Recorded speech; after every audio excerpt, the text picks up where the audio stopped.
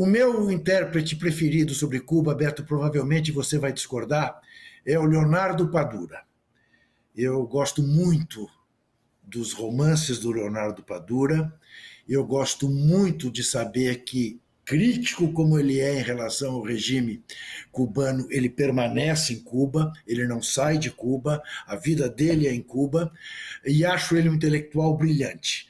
Então, você tem uma frase das suas tantas maravilhosas frases que para a elite brasileira Cuba seria um inferno. Para a classe média, o purgatório. Para os excluídos, o paraíso. Eu queria te ouvir sobre Cuba, porque tem uma coisa um pouco de canonizar o Fidel Castro, de Cuba ser.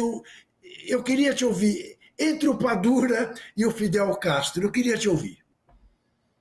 Bem, primeiro eu quero te falar que semana passada eu estive com o Padura em Havana, fui à casa dele, tiramos fotos juntos com a mãe dele, que eu não conhecia, que é uma pessoa muito católica, tem até um pequeno altar dentro do quarto. Enfim, nós somos muito amigos. Todas as vezes que vou a Cuba nos encontramos, todas as vezes que ele vem a São Paulo também nos encontramos, enfim, somos como irmãos. Se você não conhece as críticas que tenho a Cuba, é porque você nem leu o Fidel a Religião, nem leu o Paraíso Perdido, em que eu narro os 33 anos que trabalhei em países socialistas, né? Não só Cuba, mas também China, União Soviética, Alemanha Oriental e vários outros países. E ali eu falo dessas críticas. E no prólogo que o Fidel teve, né, a honra de escrever para a minha biografia, que é de autoria de Evanise Sidão e Américo Freire, publicado pela Civilização Brasileira, o prólogo é do Fidel, ele fala: Frei Beto, amigo, embora muito crítico, ou seja, eu sou uma pessoa também crítica, mas eu tenho um princípio, Juca. Quando me perguntam aqui no Brasil quais são as críticas que você faz a Cuba, eu respondo óbvio: crítica se faz a amigos, denúncia aos inimigos. Como eu sou um dos poucos estrangeiros que tem plena entrada em Cuba, junto inclusive às autoridades cubanas, as críticas que eu tenho eu digo lá, é eles que precisam ouvir. Sabe, eu não digo aqui para alimentar as baterias desses reacionários trogloditas que ficam falando horrores de Cuba porque tem a cabeça feita pela Associated Press e por outras agências que são totalmente pró-Casa Branca, sabe? Que não protestam contra o bloqueio, que acham que os problemas de Cuba se vêm do fracasso do socialismo, nada disso. Me mostra uma foto de favela em Cuba, me mostra uma foto de gente morando na rua em Cuba, me mostra uma foto de máfias de droga em Cuba, ou mesmo de gente na rua fumando crack. Não existe. Por quê? Porque não há isso. Quer dizer, Cuba tem muitas dificuldades enormes, cada vez mais, sobretudo agora agravados pelo bloqueio e pela pandemia e pela guerra da Rússia e Ucrânia, que eram grandes fornecedoras de insumos para Cuba. Mas em Cuba não há miséria, em Cuba não há uma pessoa excluída da escola ou que tenha que pagar a escolaridade até o último ano da universidade. Em Cuba ninguém paga por assistência médica ou tratamento de saúde, por mais complexo que ele seja. Então, sabe, a gente tem que realmente reconhecer os méritos. Eu não quero que o futuro de Cuba seja o presente da Guatemala, do Haiti, de Honduras. Eu não quero isso para Cuba.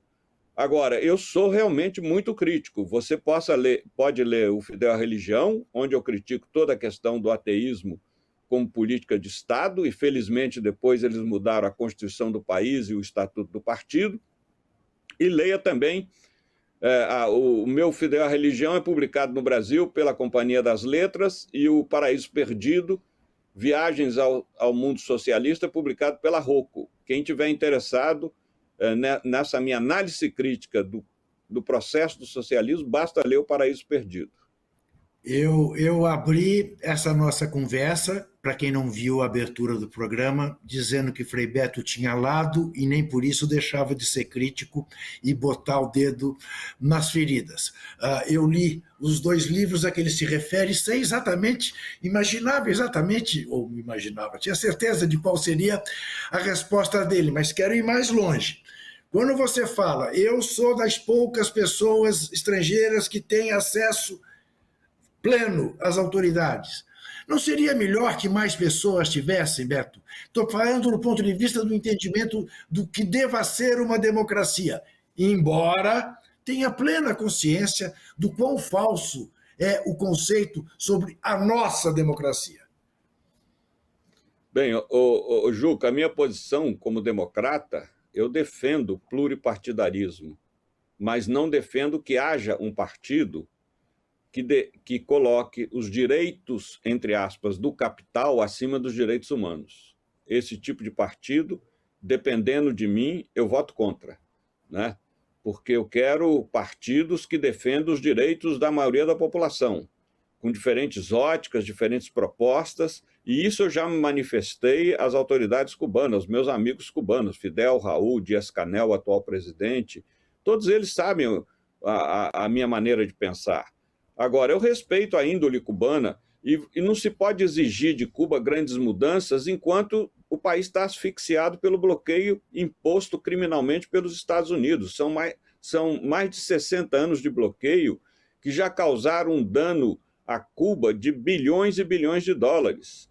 Você não pode levar um navio mercante do Brasil para Porto de Mariel, senão ele não pode aportar também em Miami. É todo, sabe, um policiamento rigoroso dos Estados Unidos para evitar que Cuba seja abastecida. Então, realmente, é preciso estudar. Para entender Cuba, você tem que entender a dimensão criminosa, genocida desse bloqueio que dura mais de 60 anos e que não se justifica. Cuba, por exemplo, o Trump reincluiu Cuba na lista dos países promotores de terrorismo. Que terrorismo? Cuba sempre se manifestou contra o terrorismo. Já Fidel, ainda em Serra Maestra, já falava contra o terrorismo. Enfim, não tem justificativa nenhuma, mas eles, sabe, só pensam a partir dos interesses econômicos, financeiros deles. Eles não pensam. Os Estados Unidos é o império mais criminoso de toda a história da humanidade. Mais criminoso. Que o diga a América Latina, que sofreu todo tipo de golpe militar bancado pelo governo dos Estados Unidos.